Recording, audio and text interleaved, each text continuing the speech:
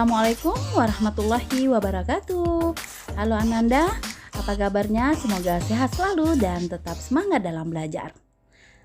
Baik Ananda, pada pertemuan kali ini bersama Ibu Dayang Asia, kita akan mempelajari materi IPS kelas 8, yaitu tentang pengaruh kebijakan kerja paksa dan bentuk kerja paksa pada masa penjajahan Belanda. Pertama-tama kita akan bahas terlebih dahulu pengaruh kebijakan kerja paksa. Anandaku sekalian, perhatikan gambar yang Ibu tampilkan berikut ini.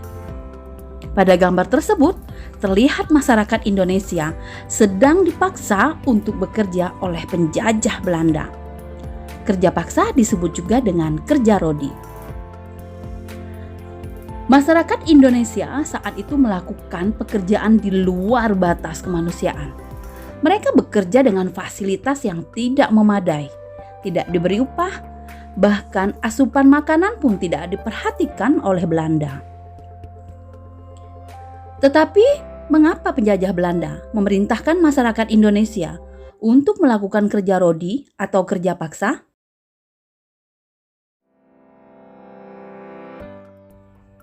Ya, benar, jawabannya adalah karena pemerintah Belanda saat itu menginginkan keuntungan sebanyak-banyaknya dari bumi Indonesia. Anandaku sekalian, perhatikan gambar yang Ibu tampilkan berikut ini. Gambar tersebut merupakan peta jalur jalan raya Anyar Panarukan yang dibangun 200 tahun yang lalu. Jalur jalan raya tersebut memanjang lebih dari 1000 km. Pembangunan jalur Anyar Panarukan sebagian besar dilakukan oleh rakyat Indonesia.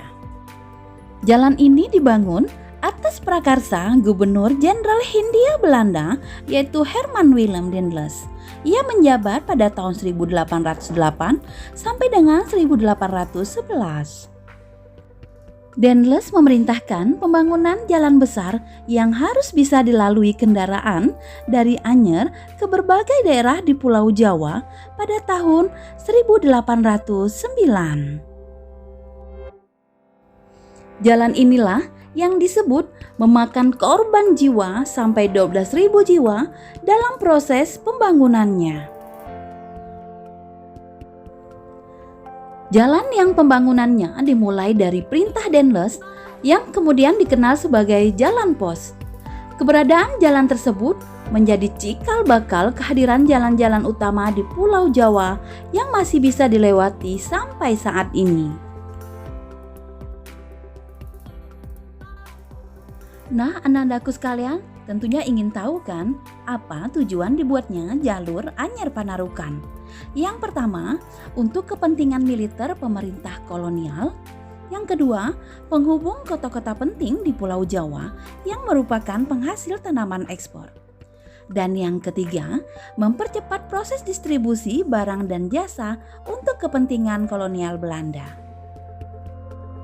Baiklah Anandaku sekalian, kita lanjutkan materi berikutnya yaitu bentuk kerja paksa pada masa penjajahan Belanda.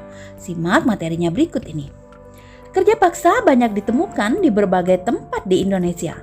Pengerahan penduduk untuk mengerjakan berbagai proyek Belanda mengakibatkan banyak rakyat Indonesia menjadi budak.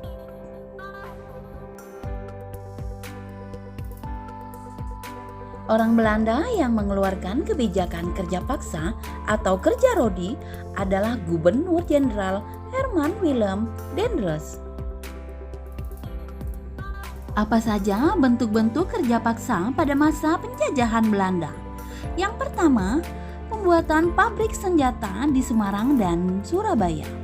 Yang kedua, pembuatan pangkalan armada di ujung Kulon. Yang ketiga, pembuatan jalan raya Anyar Panarukan.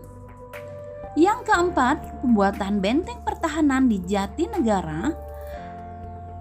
Dan yang kelima, pembangunan jalan kereta api Semarang Yogyakarta, Batavia Bogor, dan Surabaya Malang.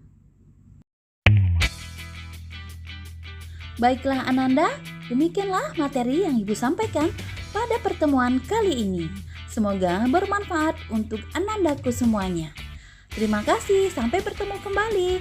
Assalamualaikum warahmatullahi wabarakatuh.